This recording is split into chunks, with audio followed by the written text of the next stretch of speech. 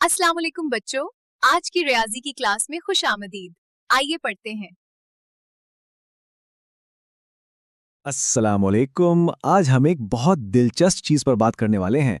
हम linear equations यानी यकदर्जी मसावातों का भेद खोलने वाले हैं और ये देखेंगे कि इन्हें हल करना दरअसल कितना आसान हो सकता है। अच्छा, तो जब इस तरह का कोई सवाल सामने आता है तो क्या लगता है? अक्सर जब इतने सारे नंबर्स, फ्रैक्शंस और ये एक्स वगैरह एक साथ नजर आते हैं तो लगता है कि ये बहुत मुश्किल होगा। लेकिन असल में इसका राज एक बहुत ही सादा से टूलकिट में छुपा है। और यही तो रियाजी का कमाल है। जब एक बार उसूल समझ आ जाए ना, तो फिर सवाल चाहे जितना भी पेचीदा लगे, हल हो ही जाता है। ये एक ऐसा तरीका है जो हर बार काम करता है। ठीक है, तो फिर शुरू करते हैं। हमारा पहला मिशन एक्स की कीमत निकालना और यह समझना कि किसी भी मसावात का असल मकसद होता क्या है। तो ये लीनियर इक्वेशन आखिर है क्या? सीधी सी बात है, ये वो मसावात है जिसमें एक्स की सबसे बड़ी पावर या ताकत एक होती है और हमारा काम बस इस एक्स की एक बिल्कुल मुनफरिद कीमत ढूंढना होता है। मिशन बहुत सादा है, हमेशा एक ही रहता है। एक्स को अकेला छोड़ दो, बस उसे मसावात के एक तरफ बिल्कुल तन्हा कर देना है। अगर ये एक बात याद रहे ना, तो समझें आधी जंग तो वही जीत ली। इसको समझने का बेहतरीन तरीका एक तराजू है, एक ऐसा तराजू जो बिल्कुल बैलेंस्ड हो। अब उसूल ये है कि जो कुछ भी एक पलड़े में डालेंगे वही दूसरे में भी डालना पड़ेगा, वरना तवाज़ुन बिगड़ जाएगा। अलजबरा का सारा खेल इसी एक उसूल पर चलता है। चलें, अब अपने टूल्स को आजमाने का वक्त आ गया है। शुरुआत करेंगे कुछ आसान नंबर्स और फ्रैक्शन से, ताकि बुनियादी बातें पक्की हो जाएं। अच्छा, तो ये रहा हमारा पहला सवाल। 12x + 30 बराबर है -6। याद है मिशन क्या था? एक्स को अकेला करना। तो सबसे पहले इस +30 से जान छोड़ानी है। इसके लिए हमारा पहला हथियार है उल्टा अमल, यानी इन्वर्स ऑपरेशन। जमा का उल्ट क्या होता है? तफरीक यानी माइनस। तो हम मसावात के दोनों तरफ से 30 को माइनस कर देंगे। तराजू बैलेंस रखना है ना?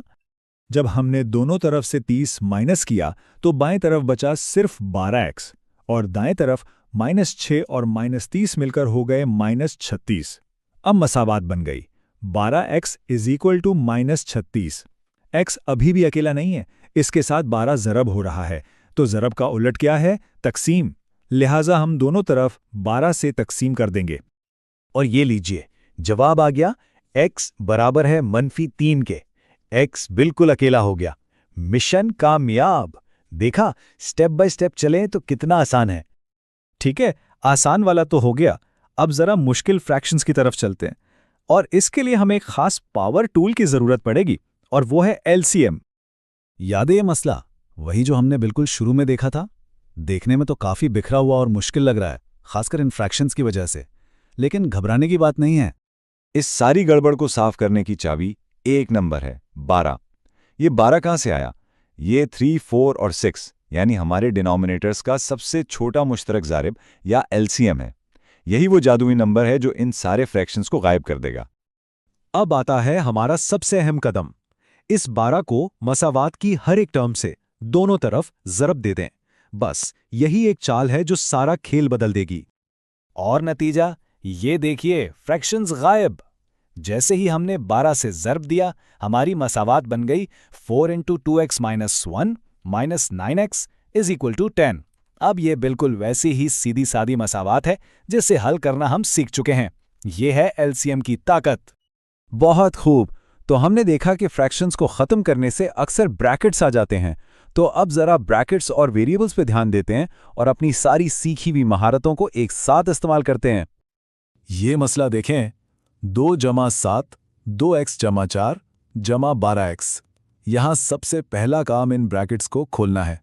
इसके लिए हम डिस्ट्रीब्यूटिव प्रॉपर्टी इस्तेमाल करेंगे, यानी बाहर वाले 7 को ब्रैकेट के अंदर मौजूद दोनों चीज़ों से बारी बारी ज़रब देंगे। ब्रैकेट खोलने के बाद अगला काम है एक जैसी रकमों को इकट्ठा करना। यहाँ हमारे पास 14x और 12x हैं। ये दोनों मिलकर बन गए 26x। तो अब हमारी मुसावात बिल्कुल साफ होकर बन गई है। 2 बराबर 26x + 28। और यहाँ से आगे का तरीका तो अब सबको पता है, x को अकेला करना है। और अब आखिरी लेकिन सबसे अहम हिस्सा, सबूत और तस्वीर। अपना जवाब निकालने के बाद इसकी तस्दीक करना बहुत बहुत ज़रूरी है। तो सवाल ये है कि क्या हमारा जवाब ठीक भी है या नहीं? फर्ज करें कि हमने वो मुश्किल फ्रैक्शन वाला सवाल हल किया और हमारा जवाब आया x = -14। तो चले इस कीमत को असल मसावात में वापस डालकर चेक करते हैं और ये देखें, दोनों साइड्स बराबर आ गई, यानी 5/6। इसका मतलब है कि हमारा जवाब एकदम परफेक्ट है। आखिर में इस जवाब को तस्वुर में लाते हैं। हमारे हल को एक नंबर लाइन पर भी दिखाया जा सकता है। जैसे हमारे पहले सवाल का जवाब था x बराबर -3, तो वो नंबर लाइन पर एक खास नुक्ता है। ये सिर्फ एक अदद नहीं है, बल्कि एक ठोस हकीकी जगह है।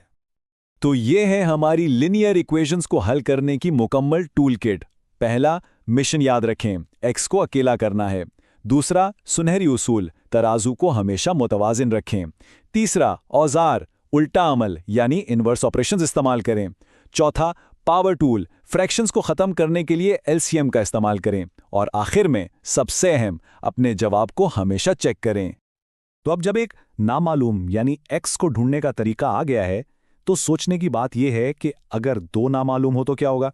और यही सवाल हमें अलजेब्रा की दिलचस्प दुनिया में और आगे लेकर जाता है। कभी सोचा है कि रियाजी में जवाब हमेशा सिर्फ एक ही क्यों नहीं होता? आज हम लीनियर इनइक्वालिटीज की दुनिया में गौता लगाएंगे। ये वो टूल है जो हमें एक जवाब के बजाय इम्कानात की एक पूरी रेंज को समझने में मदद देता है। तो क्या हो अगर जवाब सिर्फ एक अदद ना हो? देखिए, आमतौर पर मसावात में हमें एक ही जवाब मिलता है, जैसे x बराबर है 5 के। लेकिन इनइक्वालिटीज की खूबसूरती ये है कि ये हमें लातादाद हलों की दुनिया दिखाती हैं। आइए इस दिलचस्प सफ़र का आगाज़ करते हैं। ठीक है, चलें शुरू करते हैं। शुरुआत एक बहुत ही सादा मिसाल से करते हैं।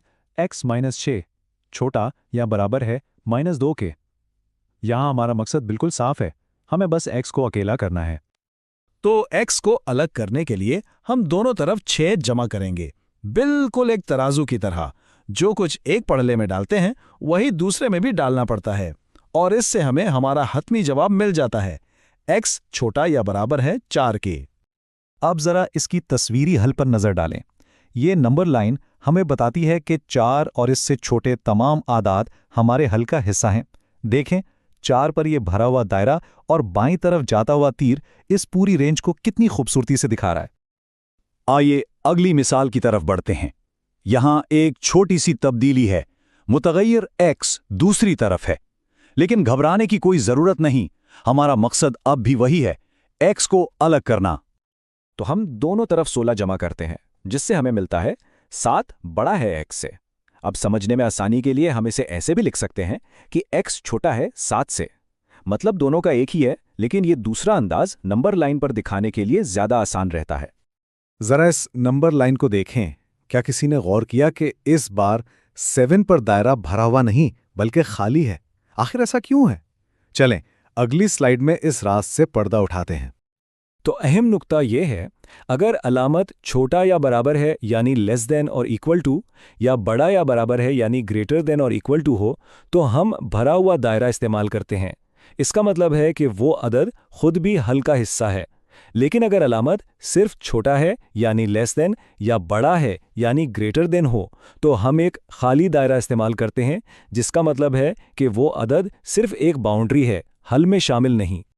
चलें अब एक ऐसी मिसाल देखते हैं जिसमें एक से ज्यादा मराहिल हैं। उसूल वही रहेंगे, चाहे मसला थोड़ा सा पेचीदा ही क्यों न लगे। x को अलग करने के लिए पहले हम दोनों तरफ से 3 नफी करेंगे, जिससे हमें मिलेगा 2x बड़ा या बराबर है 0 के।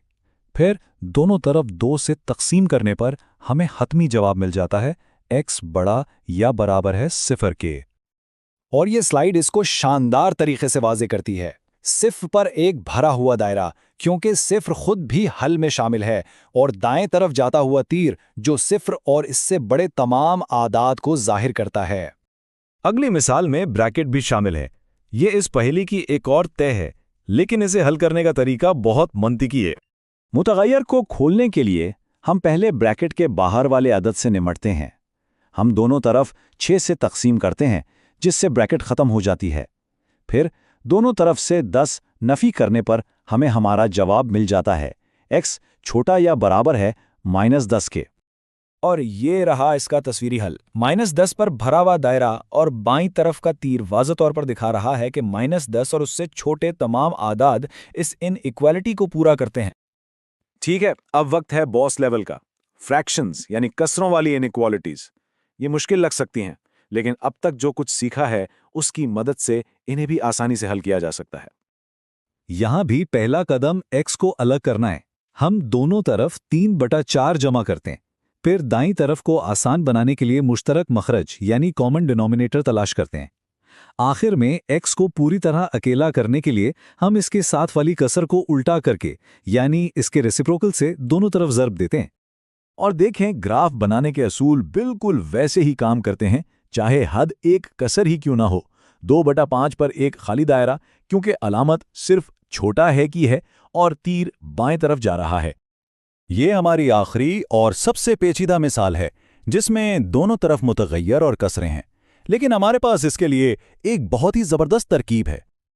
और वो जादुई तरकीब ये है कि हम पूरी इनइक्वालिटी को मुश्तरक मखरज यानी 4 से ज़र्ब दे दें। बस इस एक कदम से तमाम कसरें गायब हो जाती हैं और मसला हैरत अंगेज तौर पर आसान हो जाता है। इसके बाद तो सब कुछ पहले जैसा ही है, मुतगय्यर एक तरफ, आदाद दूसरी तरफ, और हमें हमारा जवाब मिल जाता है x बड़ा या बराबर है 2 के। और ये रही इसकी साफ सुथरी तस्वीरी नुमाइंदगी, 2 पर एक भरा हुआ दायरा और दाईं तरफ जाता हुआ तीर जो हमारे हतमी जवाब को जाहिर करता है। तो इन तमाम मिसालों में हमारा बुनियादी मकसद क्या था? मुतगय्यर को अलग करना। इसका मतलब है x जैसी अलामत को अनइक्वालिटी के निशान की एक साइड अकेला छोड़ना, ताकि मुमकिना हल का पूरा सेट मालूम हो सके। आइए इस खेल के अहम उसूलों का खुलासा करते हैं। मकसद, मुतगय्यर को अलग करना। सुनहरी उसूल, जो एक तरफ करें वही दूसरी तरफ भी करें। भरा हुआ दायरा इस्तेमाल करें अगर अलामत में बराबर है का निशान हो, और खाली दायरा इस्तेमाल करें अगर ना हो। आखिर में इस एक ताकतवर ख्याल को हमेशा याद रखें, एक इनइक्वालिटी सिर्फ एक जवाब नहीं देती, ये इम्कानात की एक पूरी दुनिया खोल देती है। ये दरअसल मुमकिना नताइज को बयान करने की एक खूबसूरत ज़बान है। अब जबकि तरीका वाज़ेह हो गया है, तो सोचें हकीकी दुनिया में इनइक्वालिटीज़ कहाँ नजर आती हैं। बजट बनाने से लेकर रफ्तार की हद तक ये हर जगह मौजूद हैं। Join us and register now for online transformation.